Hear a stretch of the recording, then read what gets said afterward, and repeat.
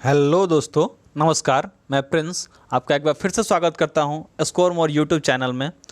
आज हम लोग इस वीडियो में देखने वाले हैं किस किस महान व्यक्तित्व ने कौन कौन से वचन और नारे दिए हैं जो आजकल एग्ज़ामों में काफ़ी फेमस हैं और हर एक एग्ज़ाम में आपको एक न एक क्वेश्चन इससे देखने को मिल जाएगा। बहुत ही शॉर्ट नोट मैंने तैयार किया है, लेकिन जितने भी क्वेश्चंस हैं सभी काफ़ी इंपॉर्टेंट हैं और उम्मीद है कि अगले जो CBT 2 होने वाला है और साथ साथ ग्रुप डी के एग्ज़ाम्स होने वाले हैं उसमें बेहद कारगर होगा ये वीडियो। ठीक है, चलिए हम लोग देखते हैं एक एक करके एक क्वेश्चंस को। पहला क्वेश्चन हमारा, संयुक्त राष्ट्र संघ का गठन मानवता स्वर्ग तक पहुंचाने के लिए नहीं बल्कि उसे नर्क से बचाने के लिए हुआ था। यह कथन किसका है? देखिए, बहुत ही इंपॉर्टेंट कथन है। फिर से एक बार रिवाइज करता हूं।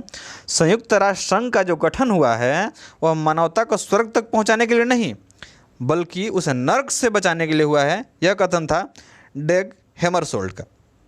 किसका था? डेग हैमरशोल्ड का। याद रखिएगा, CBT 2 में NTPC के फर्स्ट फेज में पूछा गया था। अगला क्वेश्चन है हमारा, we owe a lot to the Indians who taught us how to count without which is not worthwhile scientific discovery could have been made। यानी कि हम भारतीयों के लिए बहुत कुछ हैं जिसने हमें सिखाया है कि गिनती कैसे करनी है, जिसके बिना कोई भी सार्थक वैज्ञानिक खोज नहीं की जा सकती थी। यह कथन किसका है? ये कहा था अल्बर्ट आइंस्टीन ने। उन्होंने क्या कहा कि भारतीयों के हम काफ़ी शुक्रगुजार हैं जिन्होंने हमें गिनती करना सिखाया, वरना गिनती नहीं आती तो कोई भी साइंटिफिक कार्य नहीं होता। किसने कहा? अल्बर्ट आइंस्टीन ने। बढ़ते आगे, महात्मा को अफ्रीका ने बनाया है। यह कथन किसका है? महात्मा को अफ्रीका ने बनाया है। यह कथन किसका है? यह कथन चंद्रन देवसन का। चंद्रन देवसन का कथन है कि महात्मा को अफ्रीका ने बनाया है। अब आगे देखते हैं कि नेल्सन मंडेला जो थे वहाँ के राष्ट्रपति अफ्रीका के, उन्होंने क्या कहा था? तो नेल्सन मंडेला ने कहा था, you gave us Mohandas Gandhi, we return him you as a Mahatma Gandhi. You gave us Mohandas Gandhi, we return him you as a Mahatma Gandhi. Gandhi was named Mahatma by Rabindranath Tagore. Gandhi ji को महात्मा नाम किसने दिया? रविन्द्रनाथ टैगोर ने। सुभाष चंद्र बोस ने इनको फादर ऑफ नेशन यानी कि राष्ट्रपिता कहा था। 9 जनवरी 1915 को महात्मा गांधी जो थे दक्षिण अफ्रीका से भारत लौटे थे और इसी दिवस को याद करते हुए 9 जनवरी को प्रवासी भारतीय दिवस मनाया जाता है। अच्छा, आप हमें कमेंट करके बताएंगे, क्योंकि मैंने अपने पिछले वीडियो में इस चीज़ को कवर किया था, इंडिया से गांधी जी साउथ अफ्रीका कब गए थे। इस बात को आप हमें कमेंट करके ज़रूर बताएंगे। जवाहरलाल नेहरू देशभक्त हैं और जिन्ना राजनीतिज्ञ। ध्यान रखिएगा, जवाहरलाल नेहरू देशभक्त हैं और जिन्ना जो हैं राजनीतिज्ञ। यह किसने कहा था? यह कहा था मौलाना अब्दुल कलाम आज़ाद ने। मौलाना अब्दुल कलाम आज़ाद ने कहा था। मौलाना अब्दुल कलाम आज़ाद ने इंडियन विंस फ्रीडम में यह कथन लिखा था। कहाँ पे लिखा था? इंडिया विंस फ्रीडम में यह कथन लिखा था कि जवाहरलाल नेहरू जवाहरलाल नेहरू देशभक्त हैं और जिन्ना जो हैं यानी मोहम्मद अली जिन्ना वो राजनीतिज्ञ हैं। If you cry because the sun has gone out of your life, your tears will prevent you from seeing the stars। यह कथन किसका है? यानी कि इनका कहना था कि माना आप रोते हैं क्योंकि सूरज आपके जीवन से बाहर चला गया है तो आपके आंसू आपको सितारों को देखने लायक नहीं रहेंगे। यह कथन किसका था? रविन्द्रनाथ टैगोर का। बढ़ते हैं आगे, कोई भी समाज जिसके सदस्य का सबसे बड़ा हिस्सा गरीब और दयनीय है वो निश्चित रूप से समृद्ध और खुशहाल नहीं हो सकता। यह किसका कथन है? फिर से एक बार ध्यान से सुनिएगा। No society can surely be flourishing and happy of which the far greater part of the members are poor and miserable. ये कथन था एडम स्मिथ का। उन्होंने वेल्थ ऑफ नेशन नामक अपनी पुस्तक में इस चीज़ को लिखा था कि कोई भी समाज जिसके सदस्यों का सबसे बड़ा हिस्सा यदि गरीब और दयनीय स्थिति में है तो निश्चित रूप से वह समाज समृद्ध और खुशहाल नहीं हो सकता है। एडम स्मिथ को हम लोग आधुनिक इकोनॉमिक्स का पिता मानते हैं।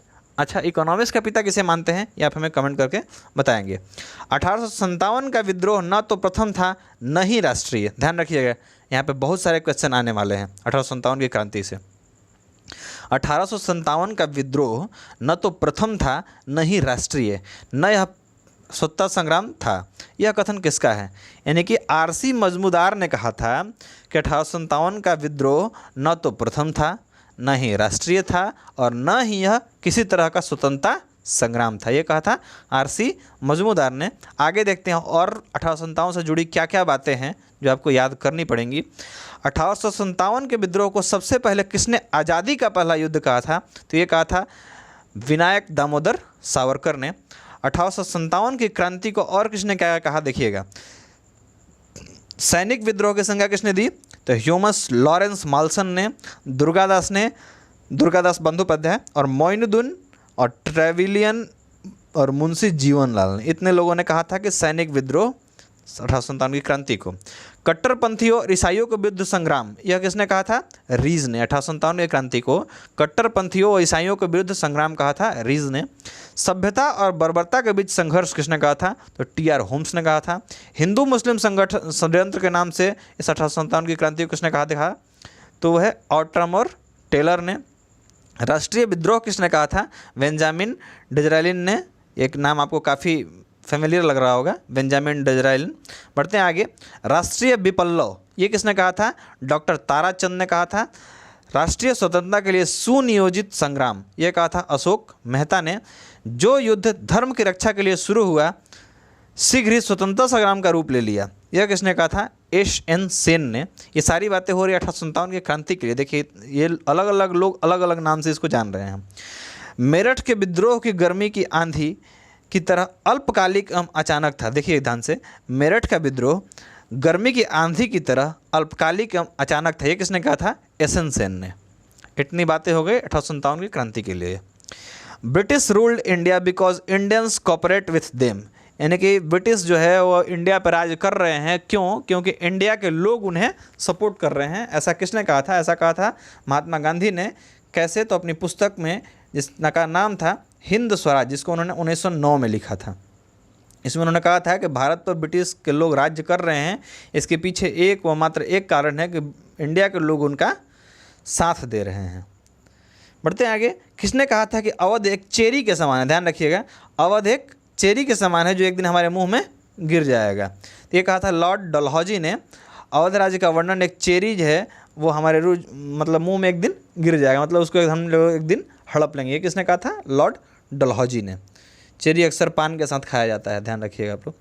Who said that lightning and sparks in clothes is similar phenomenon, किसने कहा था कि बिजली और कपड़ों की चिंगारी एक समान घटना है? यह कहा था बेंजामिन फ्रैंकलिन ने। किसने कहा था?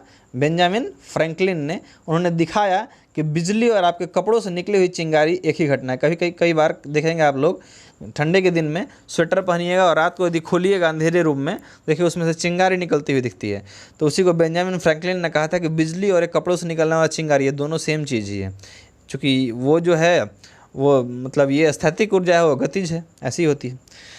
तो महात्मा गांधी को भिखारी के वेश में महान आत्मा किसने कहा था? तो भिखारी के वेश में महान आत्मा इसको कहने वाले थे रविन्द्रनाथ टैगोर।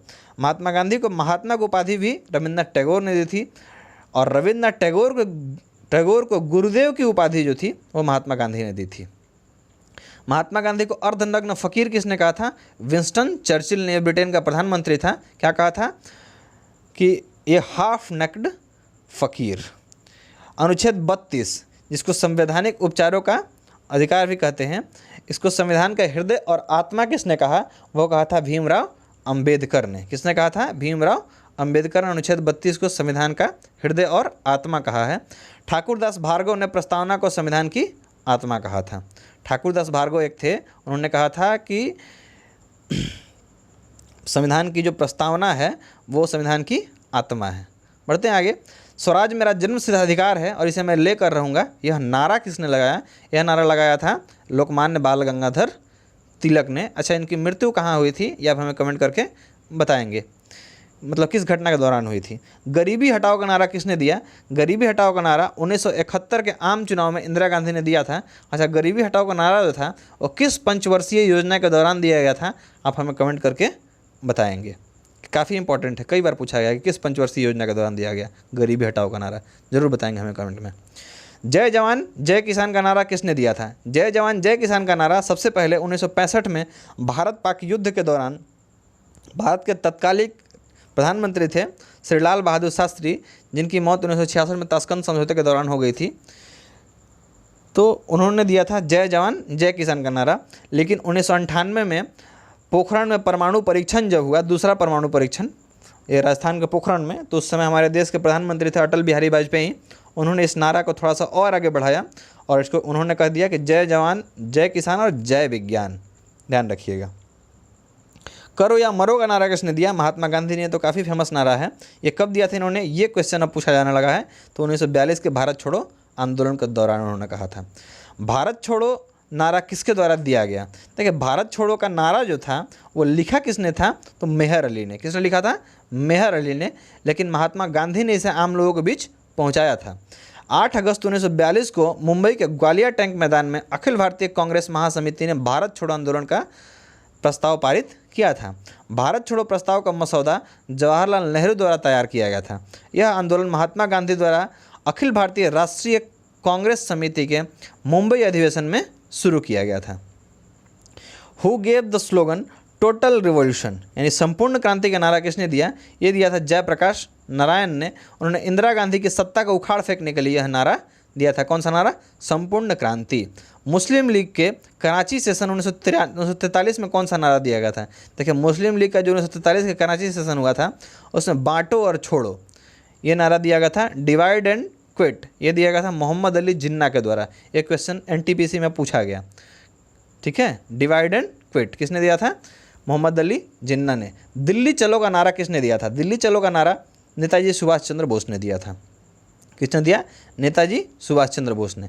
निम्नलिखित में कौन सा नारा संबंधित व्यक्ति द्वारा गलती सुमेलित है? इसमें देखिए 4 नारे दिए गए हैं, मैं यहाँ पे बता दूँ। स्वराज मेरा जन्मसिद्ध अधिकार है, बाल गंगाधर तिलक, ये काफ़ी सही है, मतलब बिल्कुल सही है।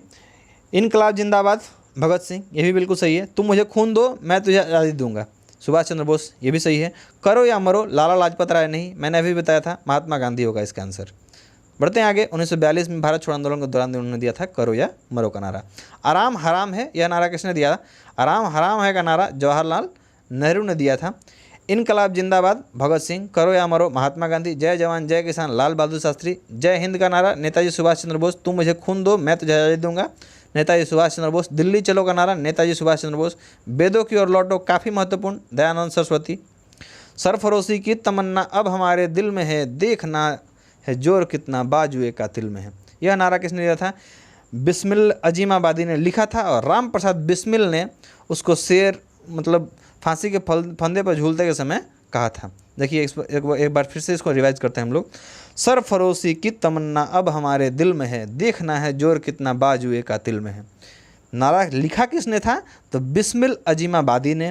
लेकिन नारा दिया किसने? राम प्रसाद बिस्मिल ने। याद रखिएगा, बीपीएससी पूछेगा नारा लिखा किसने था? तो बिस्मिल अजीमाबादी।